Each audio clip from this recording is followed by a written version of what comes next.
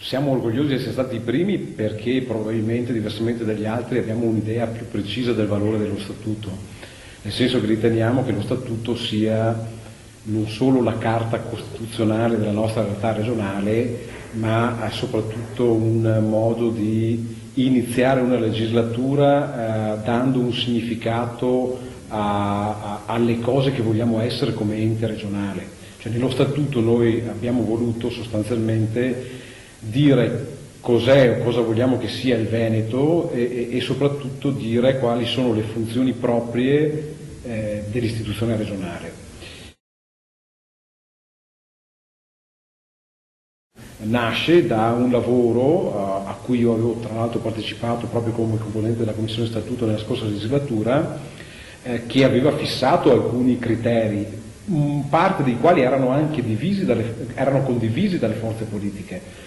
Poi lo Statuto non si è approvato nella scorsa legislatura perché c'erano alcuni ambiti, alcuni aspetti che hanno fatto emergere la parte ideologica delle componenti politiche del Consiglio regionale, no? Ecco, per cui su tutta la parte di condivisione che era già stata elaborata, lì c'è stato sostanzialmente un lavoro di riordino, non voglio dire di copiatura, però insomma di riordino. E accanto a questo aspetto poi abbiamo cercato di introdurre quelli che sono le nostre convinzioni.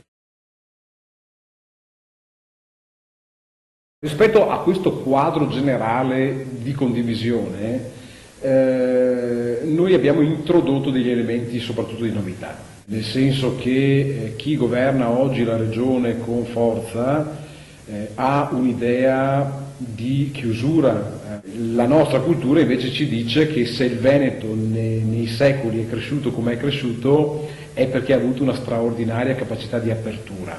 Noi abbiamo comunque la necessità di ribadire qual è la nostra identità, e la nostra identità è l'identità cristiana, dalla quale non possiamo prescindere. E quindi abbiamo introdotto nella prima parte dello Statuto esattamente tutta una serie di riferimenti che ci fanno dire con chiarezza che l'identità cristiana si esplica anche in una capacità di apertura agli altri, che i cittadini veneti sono tutti coloro che vivono, che operano all'interno di questa realtà indipendentemente dalle loro convinzioni politiche ovviamente, ma anche dalle loro convinzioni religiose. Altro aspetto secondo me significativo e rivoluzionario rispetto anche alle altre proposte riguarda il tema della funzione propria della regione. Noi individuiamo come oggi la regione stia facendo qualcosa di diverso. E allora abbiamo voluto chiarire fino in fondo che alla Regione spetta una funzione, vorrei dire quasi esclusiva, sì di legislazione, perché abbiamo un compito legislativo, ma dall'altra parte una funzione di programmazione e di controllo, non una funzione di gestione. Oggi purtroppo la Regione è totalmente invasa da una funzione che non gli è propria, che è quella della gestione. E quindi proprio nello Statuto noi abbiamo inserito il fatto che tutta la parte di attività gestionale non compete alla Giunta o al Consiglio regionale, ma compete agli enti locali. Nessun'altra proposta ha individuato questo elemento che andrebbe a caratterizzare appunto lo Statuto regionale. E poi ci sono tanti altri aspetti ovviamente che hanno magari minor valore, però siamo anche qui orgogliosi di dire, prima di qualcun altro, che poi viene magari celebrato nei mezzi di comunicazione, che la proposta di riduzione del numero di consiglieri regionali c'è nello statuto dell'UDC prima che nello statuto di qualcun altro, insomma, no? Di chi magari oggi alza la bandiera della rivendicazione di una riduzione dei cosiddetti costi della politica, insomma. C'è la questione provincia di Belluno speciale o autonoma all'interno del contesto regionale. Ecco, noi abbiamo voluto superare questa logica un po' perversa, no? Di rivendicazione di una legittima, per carità, autonomia da parte di un territorio provinciale, per sostanziare quello che dovrebbe essere un ulteriore elemento di novità. Abbiamo proposto una specificità e una specialità di tutti gli enti che vivono all'interno di un territorio montano, quindi non c'è la specialità della provincia di Belluno, c'è la specialità e specificità di tutto il territorio montano, che va dalle montagne del Veronese fino alle montagne bellunesi. Alle realtà del territorio montano di Belluno le opportunità di avere contributi, finanziamenti, bandi speciali, opportunità di poter competere con i territori di confine che sono tutti a statuto speciale, no? Provincia di Trento piuttosto che provincia di Bolzano, piuttosto che Friuli Venezia Giulia. Il titolo quinto appartiene comunque a un'altra epoca, nel senso che dal titolo quinto a oggi non sono passati tantissimi anni, ma è cambiato tutto.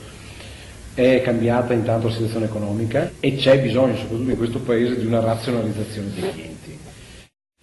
Io non voglio entrare nel merito della questione province sì, province no. Se le province rimangono con le funzioni che hanno oggi, non hanno alcun senso di esistere. Ma mi chiedo e vi chiedo, hanno senso di esistere comuni con 300, 500, 800, 1000, 1500, 2000 abitanti? Quando sappiamo che una gestione ottimale di un qualsiasi minimo servizio ha bisogno di bacini di utenza di almeno 50, 70, 100.000 abitanti? Tutte le funzioni amministrative sono trasferite agli enti locali. Sentiamo assolutamente vicini né alla proposta del PDL della Lega né alla proposta del PD.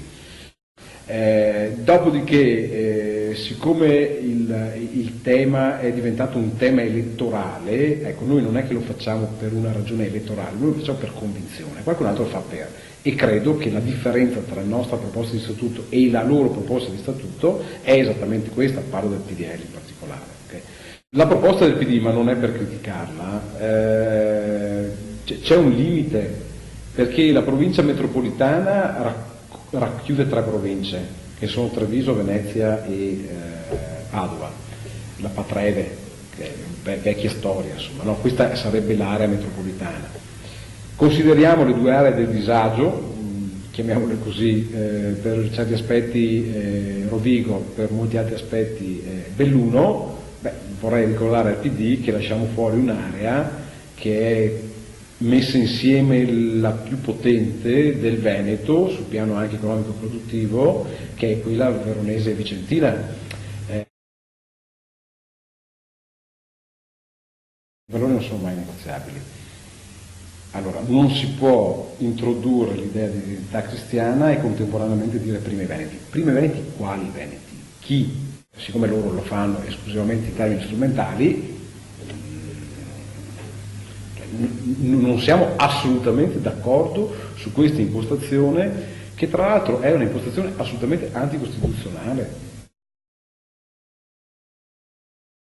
È un regolamento da modificare. Oggi effettivamente c'è un abuso di tutta una serie di strumenti da parte dell'opposizione. Ci sono tutta una serie di questioni che devono essere modificate. È che la maggioranza può pensare di fare quello che vuole. Non può pensare di far approvare la modifica regolamentare prima dello statuto, perché nello statuto vuole introdurre la logica della fiducia.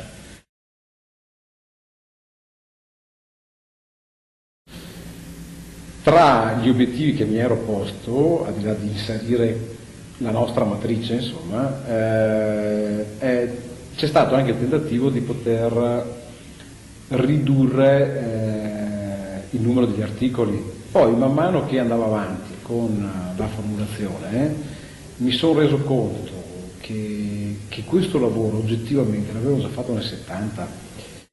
Puoi tagliare qualche mezzo articolo forse, ok?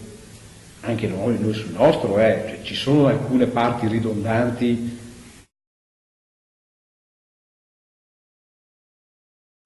Io spererei di sì, per dire che anche questa legislatura, cioè per evitare di dire che anche questa legislatura è passata in vano.